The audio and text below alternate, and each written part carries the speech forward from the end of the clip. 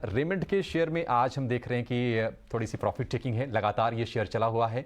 और जो इन्होंने डील की है, अपना जो एफएमसीजी पोर्टफोलियो है जीसीपीएल को बेचा है। हालांकि जीसीपीएल के अगर हम इस हिसाब से बात करें तो ये निवेशकों को ज़्यादा वहाँ पसंद नहीं आ रहा है, क्योंकि शेयर में आज हम प्रेशर देख रहे हैं और ब्रोकरेज हाउसेज ने भी ये अलर्ट किया है। लेकिन रेमंड के एमडी और चेयरमैन गौतम सिंघानिया ने क्या कहा, एक बार आइए ये सुन लेते हैं।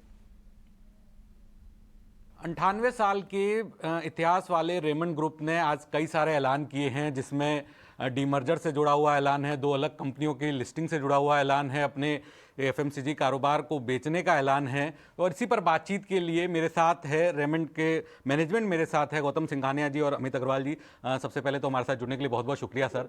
सर, ये जो 3-4 ऐलान हैं, जिसमें डीमर्जर से लेके, लिस्टिंग से लेके, कारोबार बेचने से लेके, तो इसमें आपके मुताबिक सबसे बड़ा ऐलान कौन सा है और इससे शेयर होल्डर्स को किस तरह का फायदा होगा?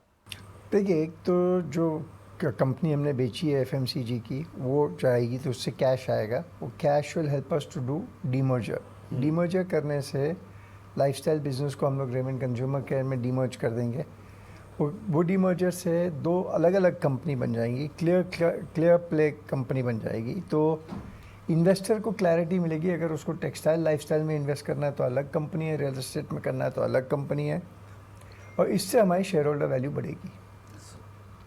सर, जैसा कि बताया गया है कि नेट डेट फ्री आप हो जाएंगे, तो कितना पूंजी आपको मिलेगी और उसका किस तरह का कैलकुलेशन होगा, क्योंकि प्रमोटर जो है वो वापस हिस्सा डाल भी रहा है कंपनी के अंदर? जी, तो ये कंपनी हमने जो एफएमसीजी कंपनी है, बिजनेस है सॉरी, ये हमने 2825 करोड़ में बेचा है। टैक्स पेमेंट करने के बाद 2000 करोड़ से ऊपर का हमारे पास कैश बचेगा। और रेमंड कंसोलिडेटेड में 31 दिसंबर को हमारा 930 करोड़ रुपए का नेट डेट था।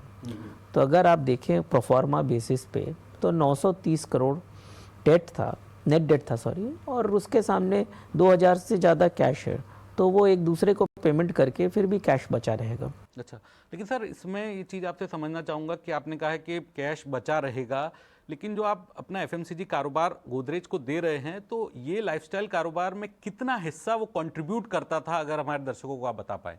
तो ये लाइफस्टाइल के बिजनेस में नहीं था, क्योंकि जो रेमंड की शेयर होल्डिंग थी FMCG RCCL Raymond consumer care business में, वो 47% थी, जिसके कारण ये बिजनेस उसमें कंसोलिडेट नहीं होता था।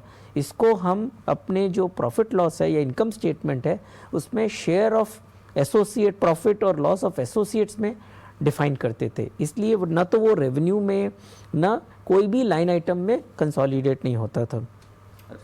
सर, तो आगे चल के रेमंड का फोकस कौन से कारोबार पे होगा जहां पर आप बढ़ना चाहेंगे, क्योंकि आप करीब करीब 100 साल पुरानी कंपनी है और आज आप बता रहे हैं कि ये जो आज के डेवलपमेंट है ये काफ़ी हिस्टोरिक है आपके 100 साल के इतिहास में।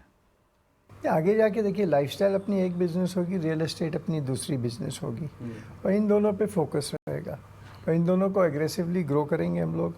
अब नेट डेट ज़ीरो होने से हमारे पास इन्वेस्टमेंट की कैपेबिलिटी भी है, तो इसी पे हमारा फोकस रहेगा।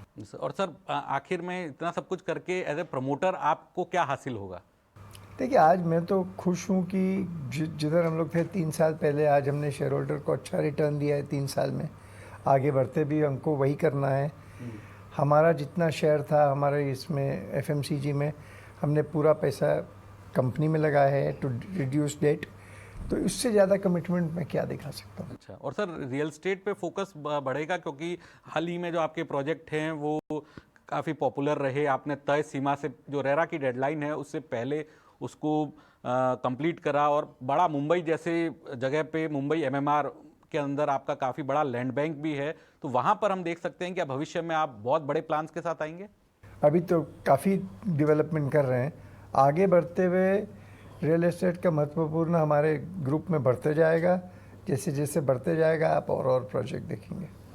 सर, एक चीज़ आपसे समझना चाहूँगा, जो औरंगाबाद का आपका मैन्युफैक्चरिंग प्लांट है वो आपके पास ही रहेगा, तो क्या माने कि एफएमसीजी में आप बने रहेंगे, और ये जो आपने गोदरेज को हिस्सा तो बेच दिया है, लेकिन उसके बाद भी आप नए प्रोडक्ट और लॉन्च करेंगे? चलिए, तो आपके पास ये सारी खास बातचीत आप देख भी रहे थे गौतम सिंघानिया से, और ये आप लगातार हमारे सोशल मीडिया हैंडल पर भी पूरी बातचीत देख सकते हैं।